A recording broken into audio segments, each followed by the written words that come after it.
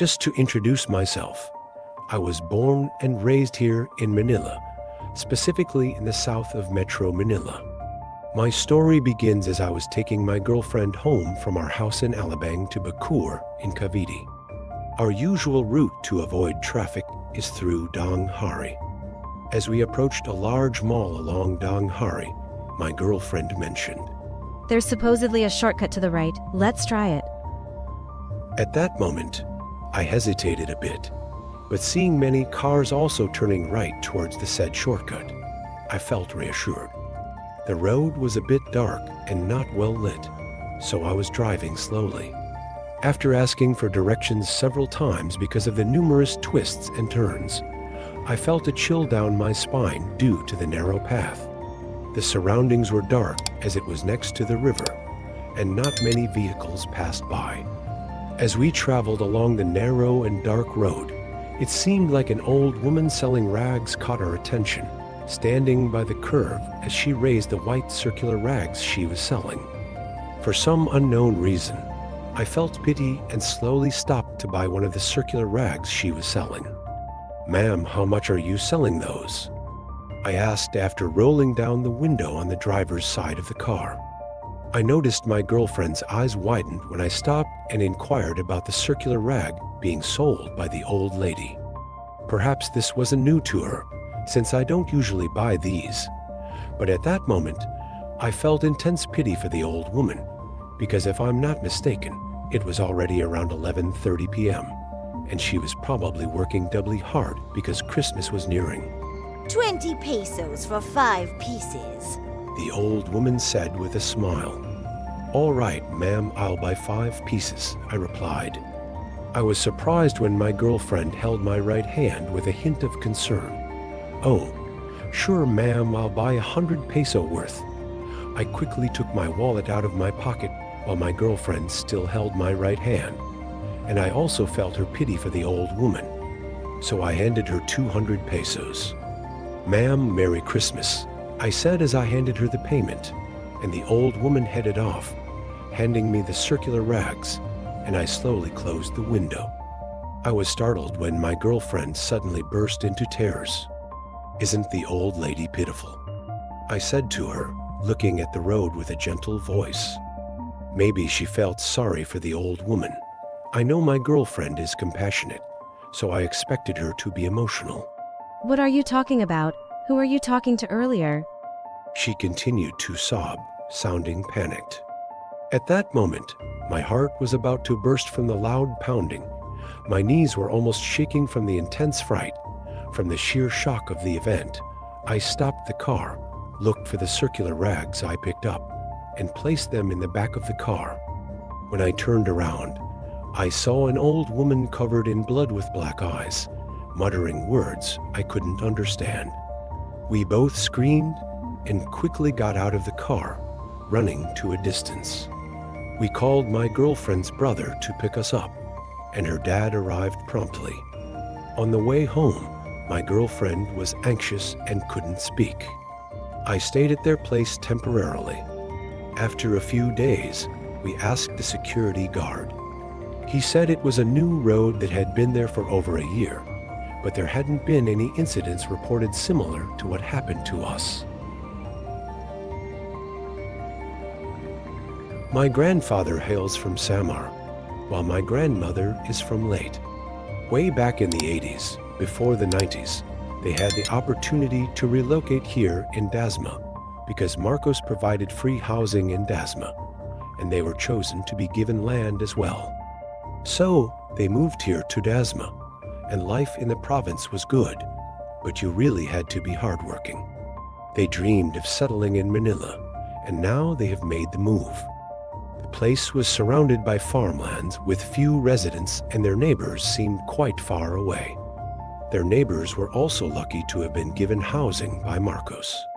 It was forbidden to be out late at night back then, because it was really scary, especially in the dark.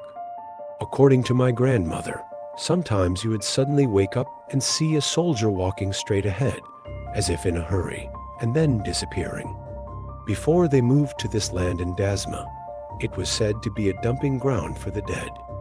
When September comes, every night between 12 a.m., they would hear the sound of a large chain being dragged on the road. They could hear it clearly, but they chose to ignore it, as people walking back and forth dragging chains became a common occurrence. My uncle also shared a story from when he was young. He came home late from a party, as parties were common back then, but they were usually held in our town. He arrived home around 12:30 in the morning, and as he was brushing his teeth outside near the gate on our balcony, a black-clad old woman passed by in front of our gate. She had a black cloth covering her face, like a nun's habit. My uncle thought it was just Manang Mering passing by, so he greeted her, saying, "Auntie, it's already late. Where are you going?" But she ignored him and walked straight ahead. My uncle wondered why she seemed to be floating and why she didn't have a head, but instead there was a black cloth covering where her head should be. That's when he got scared and quickly ran inside the house without closing the gate, waking up my grandmother and telling her what happened. My grandmother told him to just ignore it.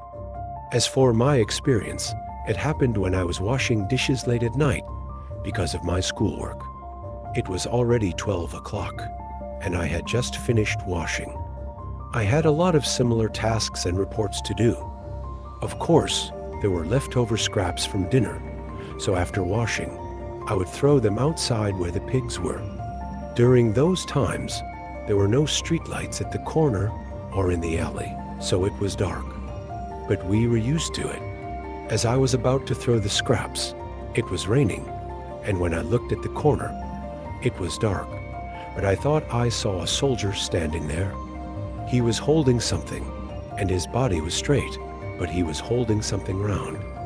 I'm not sure what it was, but it looked like a head. My hair stood on end, and I was stunned for a few seconds.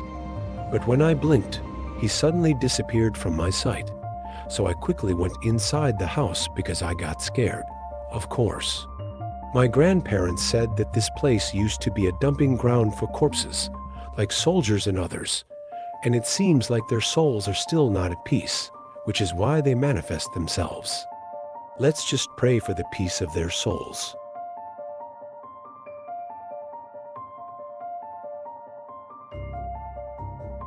My friends and I have a penchant for the eerie. We usually take strolls in the cemetery around 10-11 p.m. Our cemetery is far from people because it's in the province, and the nearest house with people is about 300 meters away. Quite far.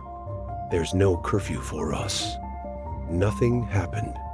It was just kind of creepy. But on May 13th, 2015, everything changed. It was our vacation at that time, so every night we visited the cemetery. That night, however, as we were walking among the graves, we usually enter the mausoleums. I, on the other hand, tried to climb onto the roof of a tomb. I fell. My head hit the ground hard. Suddenly, the world went dark, and I saw my friends running away in panic, leaving me behind. I woke up around a.m., or so it seemed. "Guys, I'm here. Where are you?" I said, trembling with fear as I realized I was alone. But it felt like there was someone else, another presence in the cemetery.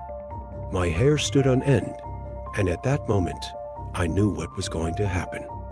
I just stopped myself from screaming. Someone grabbed my neck. I couldn't move, paralyzed. I couldn't understand why. I heard a deep voice, like a demon's. He was speaking in Latin, for sure. I couldn't understand. He circled from behind me to in front of me. I was forced to see a red, corrupted face of a demon. I couldn't control myself. I wanted to close my eyes, but his influence over my body was too strong. I tried to pray the Our Father, silently in my mind, but because of his influence, even the words I thought of changed. "Dear Lucifer, hallowed be thy name. Thy hell will come, death will be done. On earth as it we be engulfed in hell." After that, I suddenly regained control and ran. I thought I could escape him, but I couldn't. I jumped over the tombs, easy for me because I'm athletic. Suddenly, my vision turned red, but I kept running. I knew the cemetery like the back of my hand, but I was surprised that I couldn't get out. I was running for 10 minutes. It was like a never-ending run. Running above tombs. Running against a force that I couldn't handle. Suddenly, my vision went black. You won't escape, Felix. I woke up around AM, and my friends were there. We were outside the cemetery. They saw me, but I passed out. I woke up at my friend's house. Dude, what happened to you? Why did you go back inside? What happened? When you fell, didn't we run away? We heard something like a trumpet, and we got scared. After 10 minutes, we came back for you. We tried talking to you, but you just kept saying yes. Then, suddenly, you prayed, but it was different. It was like Latin. Then, you recited the Our Father, but the words were different. What? I didn't go with you. I was alone earlier. I'm not done yet. After you prayed, your eyes turned white. Then you ran back inside the cemetery. Obviously, we chased after you, but we noticed that you had a strange strength and speed. It was almost inhuman. After searching for you for 5 minutes, we found you at the entrance holding a cross that you took from a tomb you fell on. But you changed the name on the cross. Your name was written there, using blood from your head. Felix Ray Reyes, March 18, 1995 to May 14th, 2015. It's the same birthday as the person on the cross. Then you passed out. We brought you back here to the house, and that's when you woke up. Damn, man. I thought you guys left me. Thank you, huh? If it weren't for you, I wouldn't be here right now. Thank you, AT that time. I thought everything was over. Then I saw him again. The demon. You won't escape, Felix. He said, and then he disappeared. I wasn't scared anymore. I should have been scared, but I wasn't. My friends were puzzled why I was the only one who saw him. I told them what happened to me 2 days later. I was traumatized, and after that, we never went to the cemetery at night again. Not even during All Souls Day. We just stayed in our houses. Our lives became quiet. This Friday, June 3rd, 2016, I will go back. I will go back to the tomb. To find out what I need to know about that person. Felicidad Amor Duelas. Born March 18th, 1946, died May 14th, 1995. I think he was the demon. An unsettled soul. Maybe he's behind all of this. I will go there. I will bring a rosary, a Bible, and a candle. I will pray for him.